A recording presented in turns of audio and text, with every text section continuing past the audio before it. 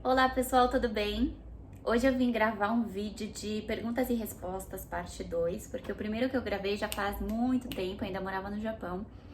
E desde lá muita coisa aconteceu, temos muitas pessoas novas aqui e no Instagram, então sempre que eu abro aquela caixinha de perguntas no Instagram, eu sempre recebo essas mesmas perguntas e eu falei, acho que tá na hora de eu atualizar o vídeo de perguntas e respostas. Eu queria dar boas-vindas a todo mundo que ainda não me conhece. Nesse vídeo eu vou responder as perguntas que são mais que recorrentes e que são muito relacionadas a por que eu fui pro Japão, por que eu moro em Hong Kong, o que eu faço, como eu consegui trabalho. Então, tá muito voltado à carreira profissional.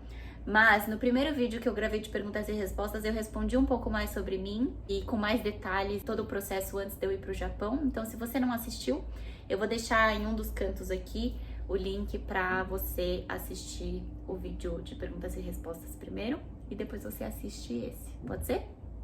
Então vamos lá. Eu anotei aqui as perguntas que vocês me mandaram. Fui lá acender a luz que tava ficando escuro. Então vamos lá. Meu nome é Stephanie, eu tenho 30 anos, eu faço aniversário dia 7 de dezembro, sou de Sagitário. Eu sou paulista, sempre morei em São Paulo, capital. Eu sou formada em administração de empresas. Eu comecei a trabalhar na Natura, então foi lá que eu tive o primeiro contato com cosméticos, com skincare, com maquiagem, com esse mundo todo de beleza. E eu amava a empresa. Eu só não continuei porque eu queria participar de um programa de trainee, porque eu achava que era importante para o meu desenvolvimento e aprendizado e tudo. E naquele ano não ia ter programa de trainee na Natura. E aí foi quando eu apliquei para o programa de trainee de várias empresas, Nestlé, Johnson's, e eu entrei no da BRF.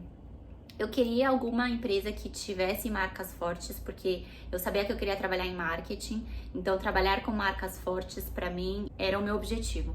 E aí entrar na BRF, que é dona das marcas Sadia, Perdigão, Quali e várias outras marcas, seria um sonho. E aí eu consegui. Então eu trabalhei 3 anos em marketing na BRF em São Paulo. Até que eu quis ser transferida, eu queria ter essa experiência de morar fora do Brasil, morar especificamente em Tóquio, e aí eu pedi transferência para o escritório da BRF em Tóquio.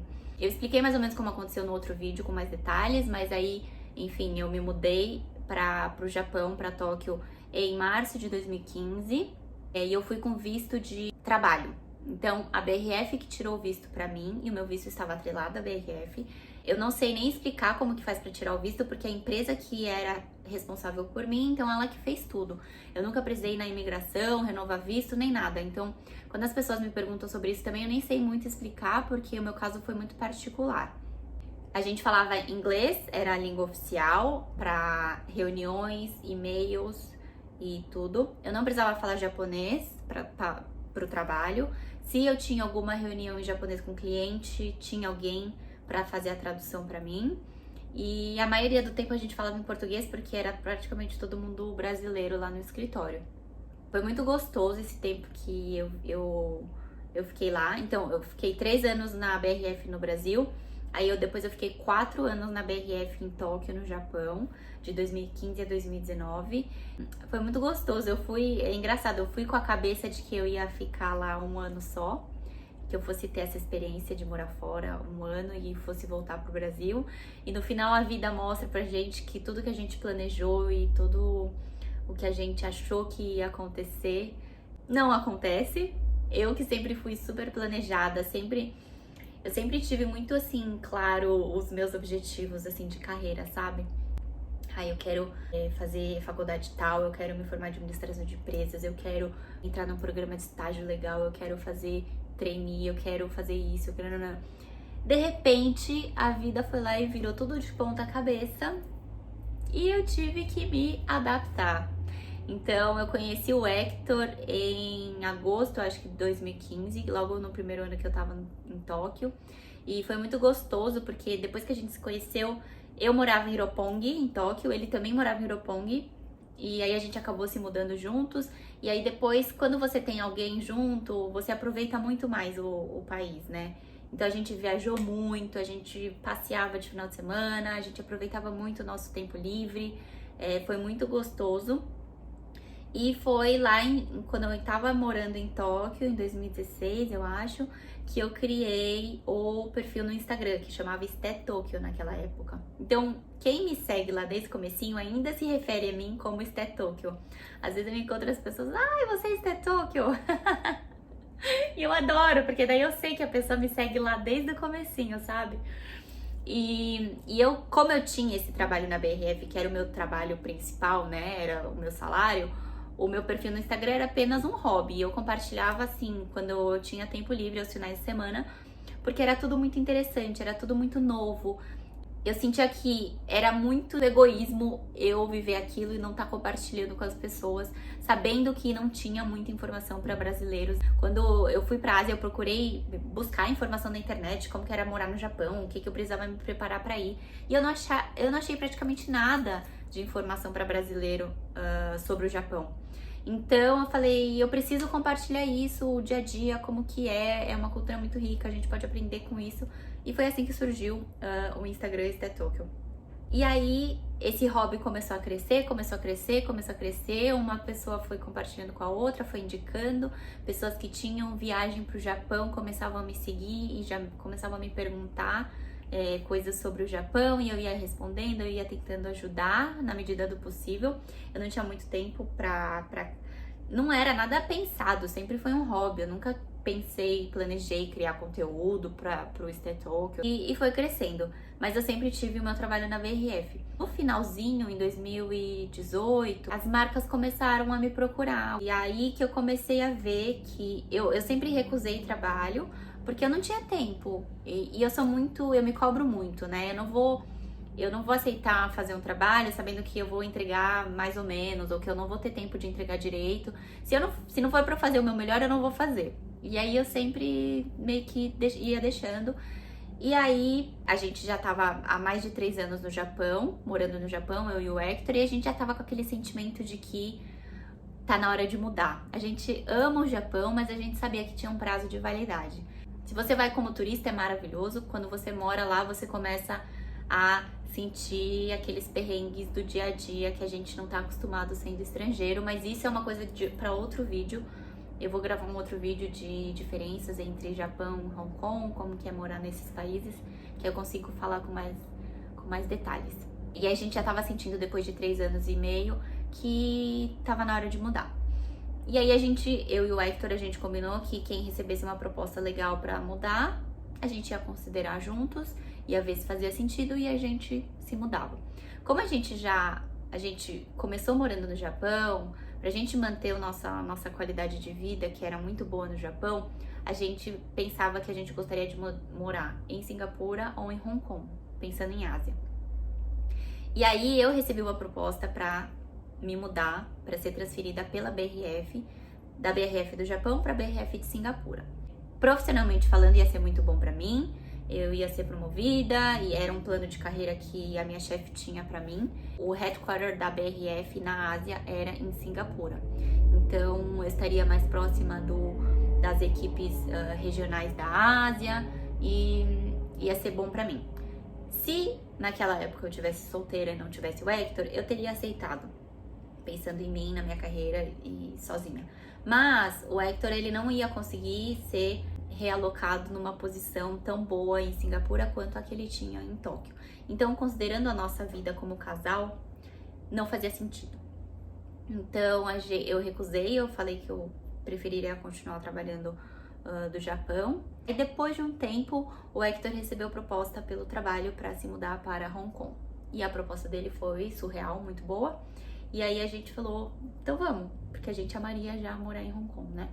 O Hector, ele trabalha no ramo de hospitality, ele é executivo numa rede de hotéis, então a gente vai estar sempre se mudando até a gente falar que chega, que a gente não quer mais se mudar, mas para a carreira dele é interessante estar sempre disponível para mudar, porque é assim que ele vai sendo promovido e vai crescendo na carreira dele. Quando ele recebeu essa proposta para ir para Hong Kong, eu conversei com a minha chefe na BRF e ela perguntou se eu queria então ser transferida para a BRF de Hong Kong, porque a BRF também tinha um escritório aqui em Hong Kong. E eu já estava numa fase que eu estava procurando outros trabalhos, eu já não me identificava tanto com a cultura da empresa, eu acho que já tinha dado sabe? Eu acho que eu já tinha terminado o meu ciclo e já estava querendo uma coisa nova. Somado a isso, todas as oportunidades que eu já estava vendo nas redes sociais, como criadora de conteúdo, propostas de trabalho que eu estava recebendo, eu achei que seria um momento de eu tentar. Se é para tentar, que seja agora, né? Porque se não der certo, depois, ok, eu mudo para Hong Kong e aí eu começo a procurar emprego de novo e eu volto para o mercado de trabalho corporativo. E foi isso. Então a gente fez a mudança para Hong Kong em 2019 e aí eu peguei 2019 para me aprofundar nesse tema de redes sociais, fiz cursos, aproveitei para conhecer pessoas que já estão nesse mercado há mais tempo, influenciadores grandes, youtubers, fiz viagens a trabalho e comecei a entender como que eu ia monetizar esse novo trabalho. O trabalho do Hector aqui em Hong Kong, ele acaba viajando muito, então ele trabalha de segunda a sexta, mas nem sempre segunda a sexta ele tá aqui no escritório. Então eu queria um trabalho que me desse flexibilidade, que eu pudesse ainda ter uma vida em casal juntos, e que eu tive que parar porque ele chegou do trabalho. Então, continuando. Então eu queria um trabalho que me desse flexibilidade, que eu pudesse trabalhar de onde eu estivesse, no horário que eu quisesse, que não precisasse ser de segunda a sexta, horário comercial.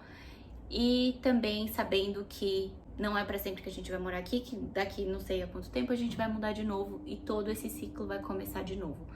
Então eu queria ser empreendedora, criar o meu negócio e poder trabalhar da onde eu quisesse estar, ter essa flexibilidade. Por isso que eu decidi fazer desse hobby um trabalho. E não foi fácil. Não é fácil, porque eu não falo nem assim das pessoas, até pra mim, sabe? Aceitar que isso era um trabalho, aceitar que eu poderia ter a minha renda daqui, das redes sociais, da comunidade que eu criei. Mas eu sempre tive muito claro que eu não queria focar em ficar fazendo public post, eu queria usar essa rede que eu tenho, que eu criei, para compartilhar cultura, para compartilhar conhecimento, para compartilhar conteúdo relevante. E o fato de eu ter criado o meu perfil como um hobby e realmente compartilhar as coisas que eu gosto no meu dia a dia, o final de semana, o restaurante que eu vou, a viagem que eu faço, isso deu muita autenticidade pro conteúdo e pro meu perfil. Então as pessoas têm muito engajamento, as pessoas se sentem viajando comigo, se sentem passeando comigo. É tudo muito natural, é tudo muito autêntico e foi assim que foi crescendo. Eu nunca comprei seguidores, sempre foi muito orgânico, por isso que funciona. Eu gosto de ter essa comunidade pequena, porque somos 30 mil seguidores no Instagram, mas são pessoas que são muito queridas, muito engajadas e que realmente estão comigo porque querem estar comigo. Aí vocês me perguntaram o que mudou na minha vida depois que eu comecei essa vida de influencer. Eu não gosto muito desse termo influencer. Você ser empreendedor depende 100% de você. Se um dia eu acordo e eu falo, ai gente, eu não tô muito afim de trabalhar. Pensando no meu trabalho antigo que eu ia pro escritório. Eu ia pro escritório, eu ficava lá no computador o dia inteiro, esperava dar o meu horário e ia embora. Ok. Quando é o seu negócio e depende de você, não tem essa. É muito mais, você acaba trabalhando muito mais, mas é um trabalho que é gostoso. Eu gosto de fazer. Não tem problema pra mim trabalhar à noite, trabalhar final de semana, trabalhar um pouco em alguma viagem, porque é uma coisa que eu gosto de fazer. Mas aí também tive que criar uma disciplina, porque eu nunca tinha trabalhado de casa. Pra mim, desde que eu me formei, eu sempre trabalhei em empresa. Então eu sempre tive a rotina de escritório, sabe? Pra mim, ter que criar uma rotina de trabalhar de casa não foi fácil. Outra coisa foi também ter um pouco de vergonha. Quando as pessoas me perguntavam, o que você tá fazendo? Aí eu ficava inventando umas coisas que eu tava fazendo, eu nunca falava o que realmente era, sabe? Porque eu acho que ainda não é um trabalho que é reconhecido. As pessoas, vocês ainda me mandam perguntas no Instagram, tipo, o que você faz? Qual que é o seu trabalho? Mas você vive só disso? Mas além disso, o que você faz?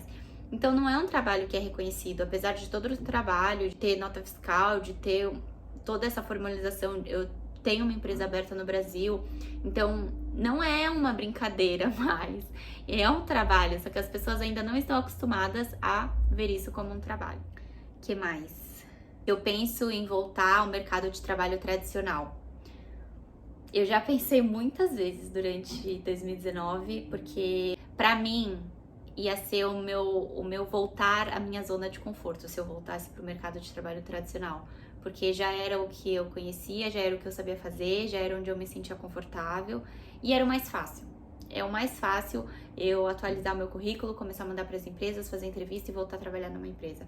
Mas eu sabia que não era aquilo que ia me fazer feliz.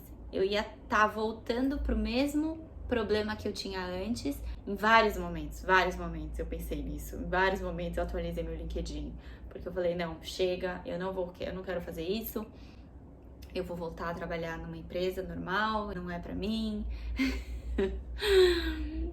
E não foi fácil, não foi fácil aceitar esse novo trabalho, não é fácil explicar para as pessoas que isso é um trabalho. Eu acho que eu ainda venho de um grupo de pessoas que são muito tradicionais e que enxergam que trabalho é você trabalhar numa empresa, você trabalhar no mercado financeiro.